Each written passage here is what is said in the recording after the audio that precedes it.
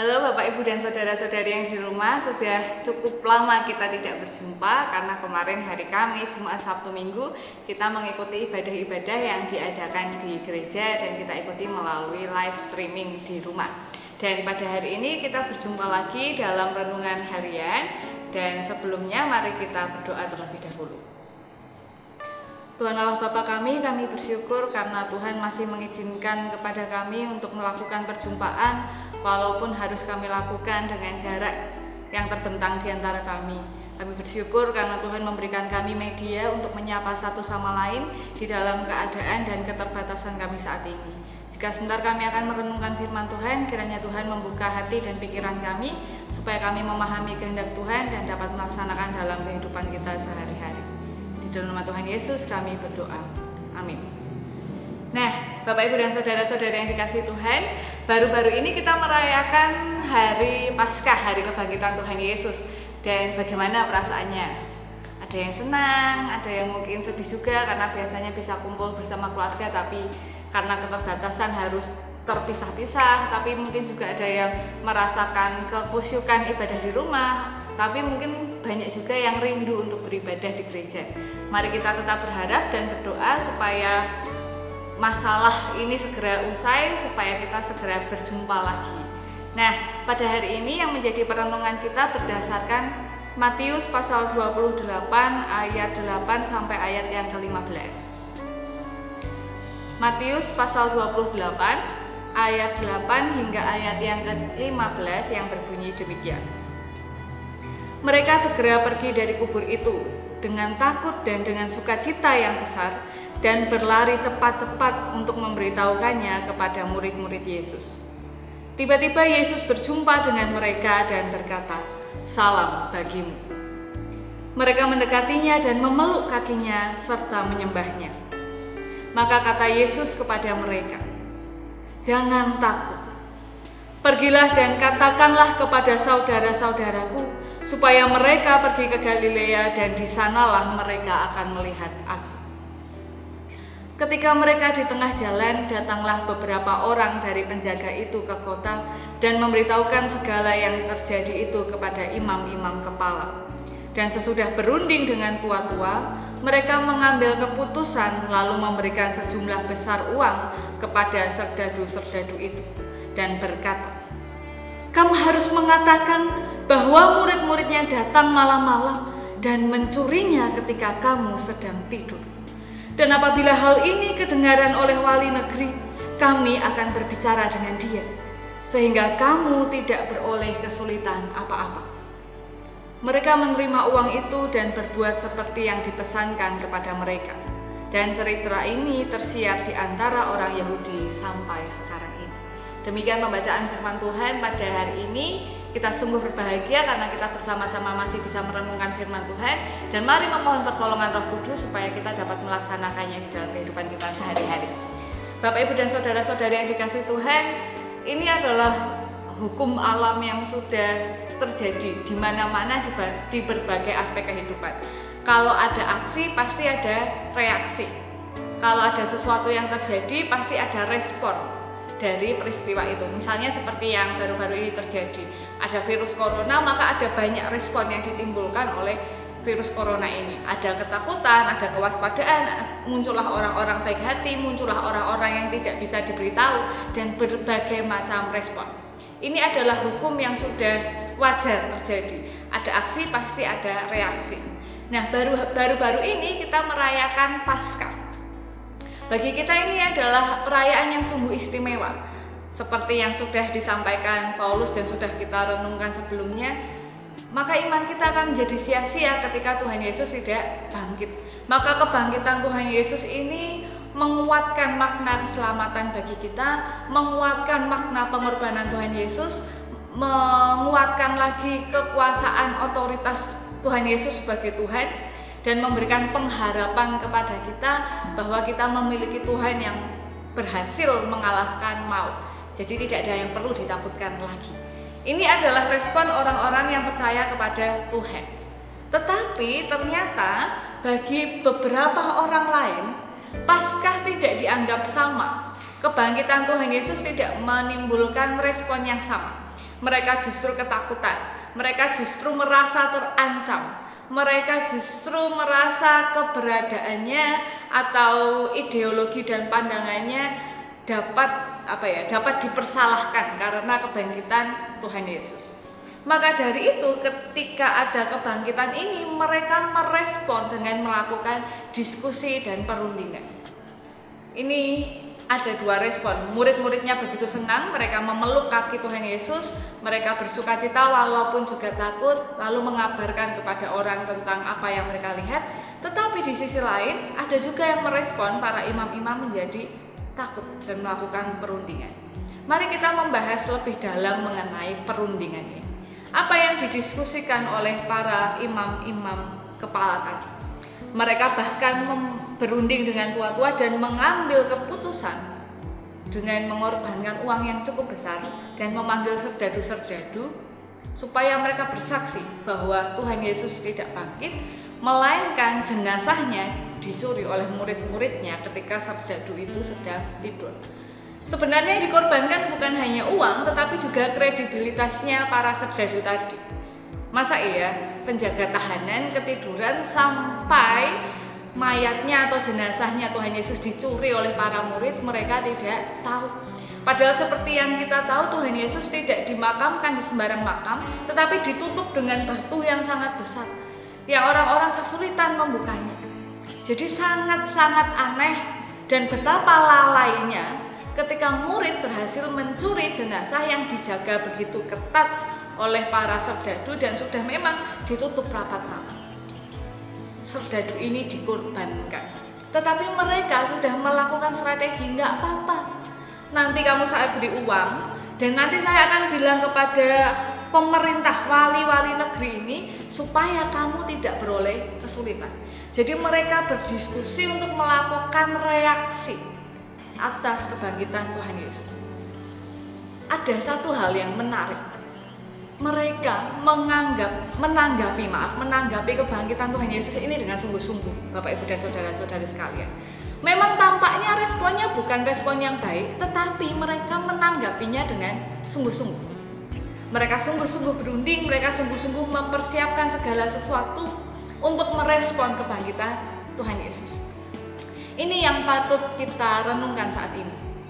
Apakah kita sudah dengan sungguh-sungguh merespon perayaan Paskah? Apakah kita sudah sungguh-sungguh merespon kebangkitan Tuhan Yesus? Dengan apa? Dengan melakukan diskusi-diskusi. Seperti yang tadi kita baca, mereka melakukan diskusi dan perundingan dan mengatur strategi untuk melakukan hal yang buruk. Tetapi kita sebagai murid Kristus, bukankah seharusnya berlaku sebaliknya? Bukan berarti tidak berdiskusi, tapi justru berdiskusi, melakukan strategi dan karya-karya yang dapat menyatakan kebangkitan Tuhan Yesus bagi seluruh dunia. Kenapa? Supaya kasih Kristus dan keselamatan yang diberikan oleh Tuhan Yesus ini nyata dan dirasakan oleh semua orang. Nah, apa yang bisa kita lakukan? Saya mau mengajak Bapak Ibu berdiskusi, tapi kita terhalang ruang dan waktu. Bapak Ibu tentu bisa memberikan diskusinya di kolom komentar.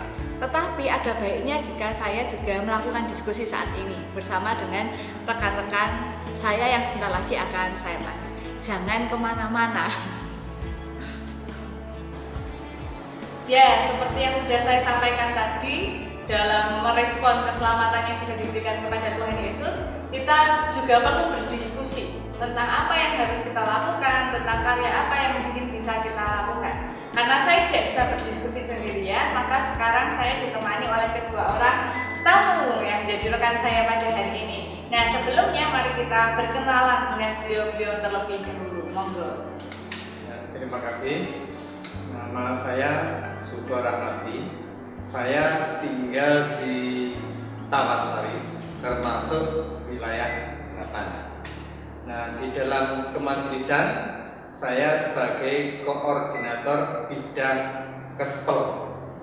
Kebetulan saat ini dengan adanya wabah Corona COVID-19, saya didelegasi sebagai ketua tim tanggap darurat. Ya. Terima kasih, ya. Terima kasih. Perkenalkan, nama saya Purwanti Saya beralamat di Pandansari, wilayah 7. Di dalam kemajelisan saya duduk di bidang diakonia. Kebetulan saya di bagian sekretaris. Dan saat ini dengan adanya tanggap darurat COVID, ini juga saya duduk di wakil ketua. Terima kasih. Terima kasih.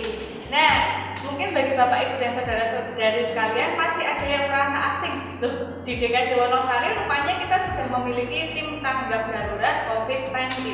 Mungkin belum semua jemaat tahu bahwa sebenarnya tim ini sudah melakukan sesuatu, tetapi karena kemarin memang dalam kondisi tanggap darurat, jadi mungkin belum banyak orang yang tahu. Nah, hari ini mari kita mengenal tim tanggap darurat ini lebih dalam lagi. Yang pertama, sebenarnya alasannya apa Pak kok dibentuk tim tanggap darurat ini? Monggo. Kemarin itu ketika wabah corona sudah mulai masuk ke wilayah DIY, termasuk juga di Gunung Kidul, saya merasakan prihatin sekali. Kenapa? Ketika kita mulai masa-masa itu, kemudian semuanya berhenti beraktivitas, suasana di lingkungan itu kayaknya sepi sekali. Kenapa sepi? Karena yang jualan pada tutup, yang beli tidak ada, sehingga suasananya sepertinya lengang. Nah, saya bayangkan kalau seandainya ada warga di lingkungan kita yang jualan gorengan, yang mendapatkannya keuntungan cuma sedikit, bisa untuk hidup makan, tidak bisa untuk menabung. Begitu dia tidak bisa berjualan, maka saya nggak bisa bayangkan terus apa yang mau dipakai untuk makan. Ada lagi tukang parkir yang biasanya parkir karena tidak ada pembeli, tidak ada yang jual, akhirnya tidak ada parkir. Lalu dia sendiri parkirnya kan biasanya disetorkan kepada yang pemilik lahan. Nah, dia tidak bisa untuk nabung. Nah, kalau parkirnya tidak ada, lalu terus mereka mau makan apa? Jika saya bayangkan, wah ini kayaknya sesuatu yang begitu urgen untuk segera kita lakukan action untuk menolong bagi mereka yang merasakan kesulitan seperti ini. Terima kasih Pak. Jadi ini yang perlu kita pahami bahwa penyakit atau virus corona ini tidak hanya mengancam kesehatan, tetapi juga mengganggu kehidupan sosial dan ekonomi masyarakat. Dan itu mau tidak mau juga berdampak kepada orang-orang di sekitar kita. Dari keadaan itu maka gereja dan banyak warga merasa prihatin dan peduli. Maka dari itu dibentuklah tim tanggap darurat. Nah, sekarang yang menjadi pertanyaan adalah siapa yang boleh terlibat di dalam tim tanggap darurat ini dan siapa saja yang mungkin sudah kemarin terlibat, karena perlu Bapak Ibu ketahui kemarin sudah pernah ada kegiatan tapi nanti akan dilanjutkan lagi nanti aja. Nah, sekarang monggo. Kami menanggapi pertanyaan dari Bu Dea tentang siapa saja yang bisa terlibat. Nah, sebelumnya seperti apa yang disampaikan oleh Bapak Suko tentang alasan tadi, tim tanggap darurat itu dibentuk tanggal 30 Maret 2020. Nah, di situ ada beberapa yang duduk dalam tim. Di antaranya ada penanggung jawabnya, ada ketua dan wakil, dan juga seksi-seksinya yang terlibat di situ. Nah, penanggung jawabnya itu adalah Bapak Pendeta, Bapak MPH, kemudian ketua Pak Suko, dan saya wakil ketua tadi saya sampaikan perkenalan. Kemudian yang duduk di seksi-seksi itu diantaranya ketua-ketua wilayah dan juga dari bidang-bidang yang lain. Nah, untuk itu di sini saya sampaikan tentang siapa saja yang boleh terlibat. Tentu saja di sini karena sifatnya adalah meringankan dampak tadi, dampak COVID tadi, itu semua saja, seluruh warga bisa terlibat dan juga melibatkan non-warga. Nah, kenapa saya menyampaikan non-warga? Karena di sini nanti pendistribusian bantuan itu tidak hanya warga sendiri yang terlibat, karena kami memerlukan data. Data itu kami juga minta dari Pak RT, Pak Duko dan sebagainya. Nah, itulah yang saya maksudkan sebagai jemaat tatap ibadah. Nah, demikian. Terima kasih Bu. Nah, jadi seperti yang sudah disampaikan tadi, sebenarnya tim sudah dibentuk tanggal 30 Maret. Ya, jadi memang sudah berlangsung. Dan karena waktu itu memang dibentuk dengan darurat, jadi memang supaya cepat hanya dipilih beberapa orang perwakilan dari bidang-bidang kemajelisan dan kemudian perwakilan ketua wilayah. Dan tidak menutup kemungkinan nanti akan melebar lagi karena dampaknya sampai sekarang sudah semakin meluas. Dan Bapak Ibu juga diajak untuk terlibat bersama-sama dengan kami di tim. Nanti akan dijelaskan lebih lanjut setelah ini usai. Ya, yang berikutnya adalah siapa yang menjadi sasaran bantuan dari tim tanggap darurat COVID ini. Tadi sudah sampaikan bahwa sasarannya adalah seluruh masyarakat yang ada di lingkungan kita, yang semuanya terdampak seperti itu. Nanti kita akan pilih mereka yang benar-benar sangat membutuhkan, dan nanti kita akan coba sasar untuk mendapatkan bantuan untuk bisa meringankan beban mereka.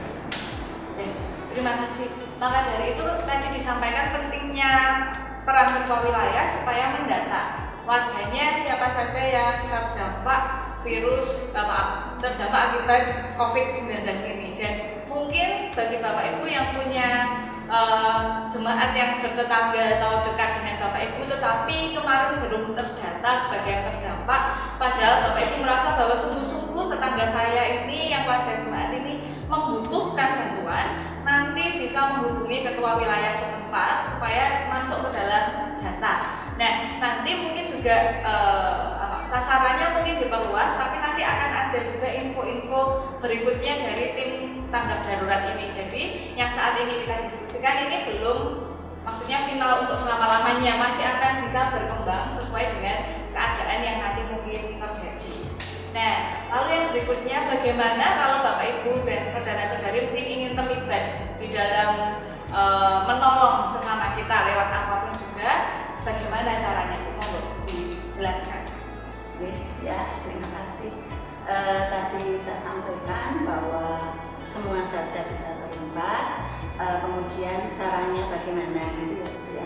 Caranya ini Bapak Ibu, monggo dipersilakan karena ini sifatnya adalah bantuan dan sifatnya bantuan ini saat ini adalah darurat sekali.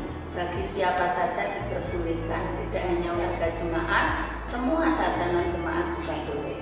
Nah, caranya monggo datang ke gereja atau bagaimana, atau siapa saja yang punya baik itu bantuan berupa tenaga maupun berupa ide-ide, pendapat atau masukan-masukan seperti apa, atau alat medis atau dan sebagainya, donasi dan sebagainya, dipersilahkan.